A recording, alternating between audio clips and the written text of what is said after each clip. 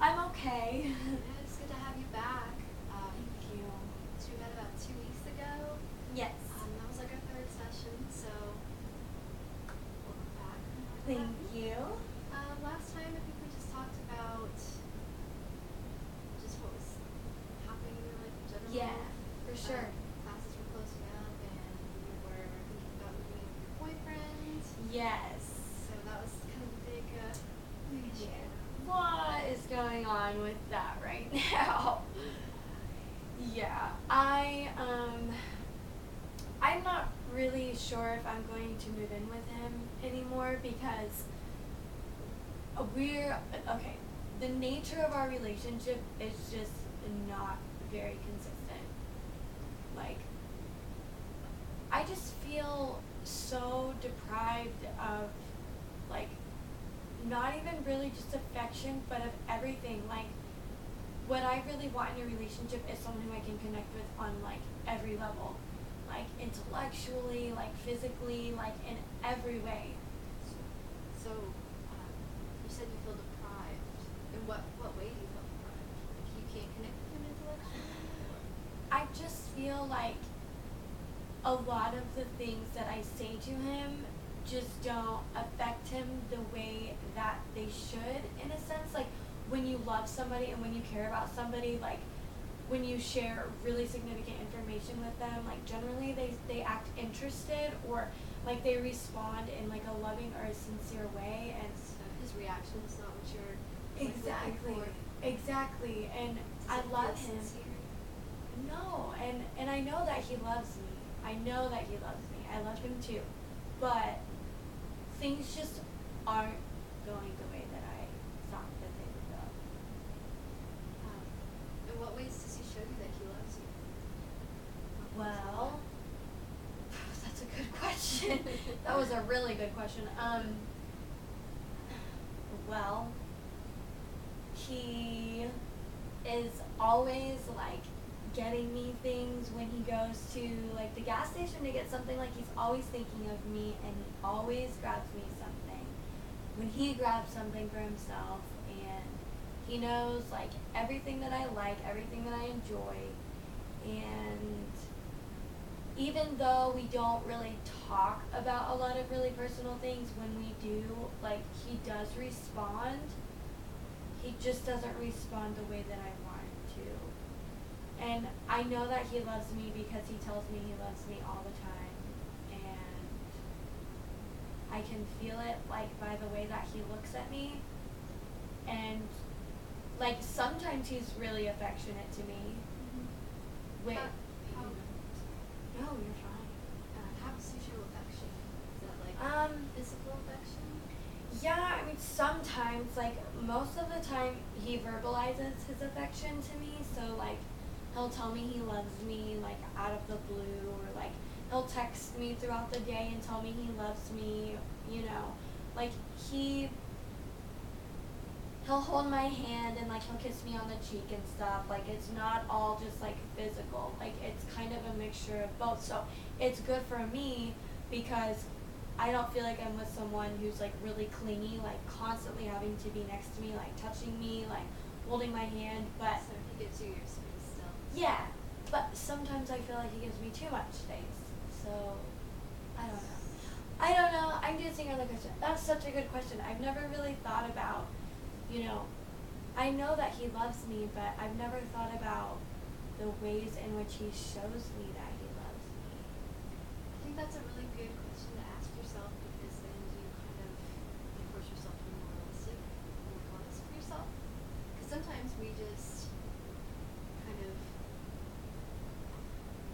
I don't know, maybe create like fantasies or illusions Yeah. of, people aren't acting the way that we think that they should, or treating us the way that we think they should. Kind of make excuses because we do, love them, or Yeah.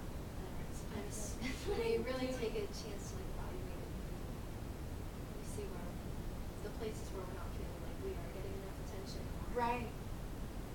Yeah, and I feel like I struggle with that because I do love him and I know that he loves me, but sometimes I just feel like we're not compatible, and it's really hard for me to accept in my mind because I see the potential, and I can imagine it being so good, but like I'm conflicted with reality in the way that like things actually are, you know. Would you say that that like kind of spark that you're maybe looking for is there sometimes, and that's Yeah, exactly. And it like grabs me back in. Like every once in a while he'll just like surprise me and like do something that he normally doesn't do, and then I'm like, oh, well he must really love me because he was thinking about me.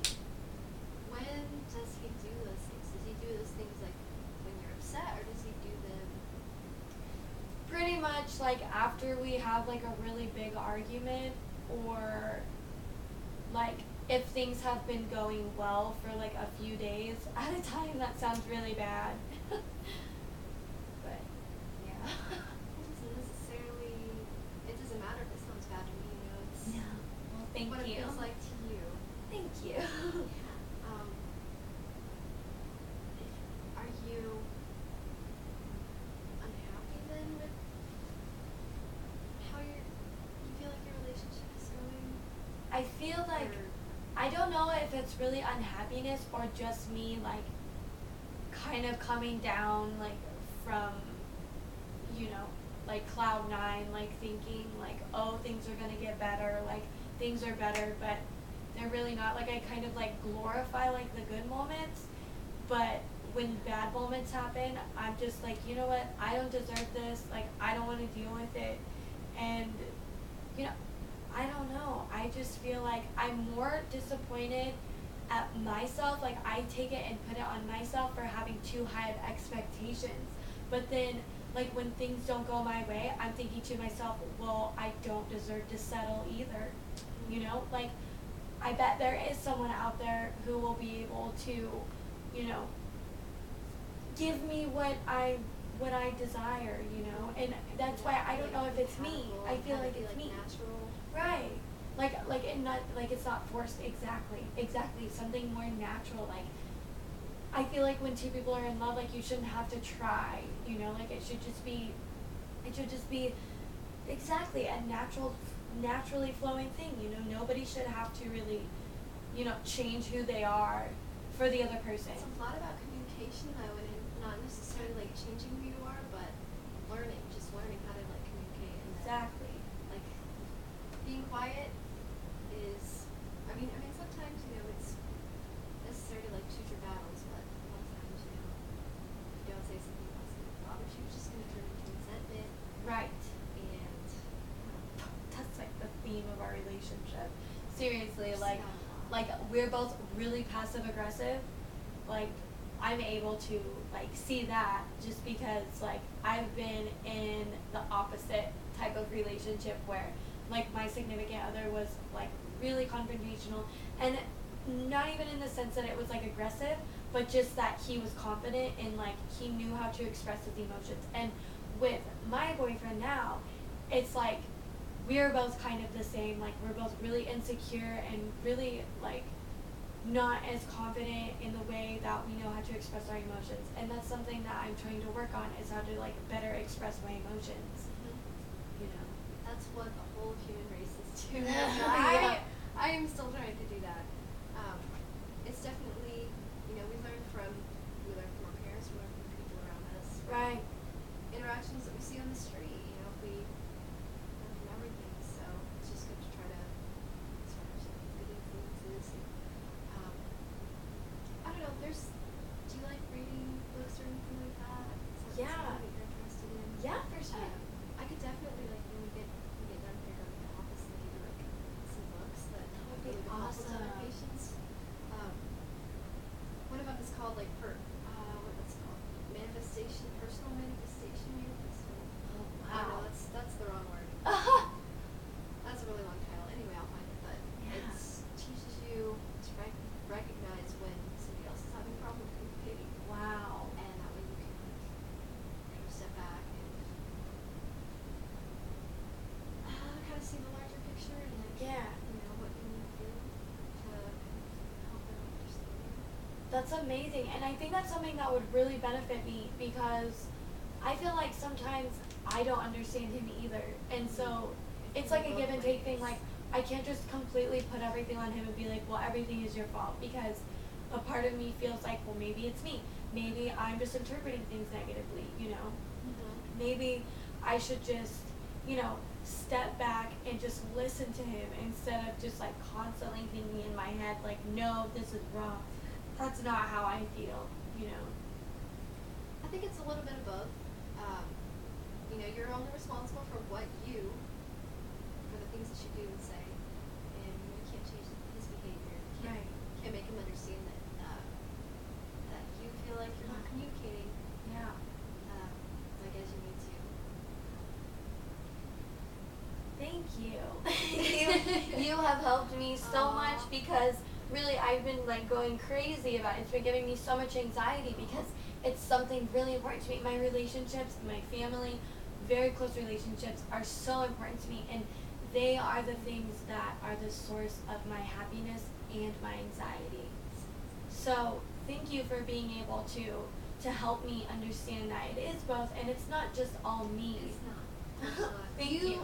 You and I are wonderful at communicating. Yeah. To me, like I understand your feelings. Thank you. And they're very, That's they're such very common. a relief to me.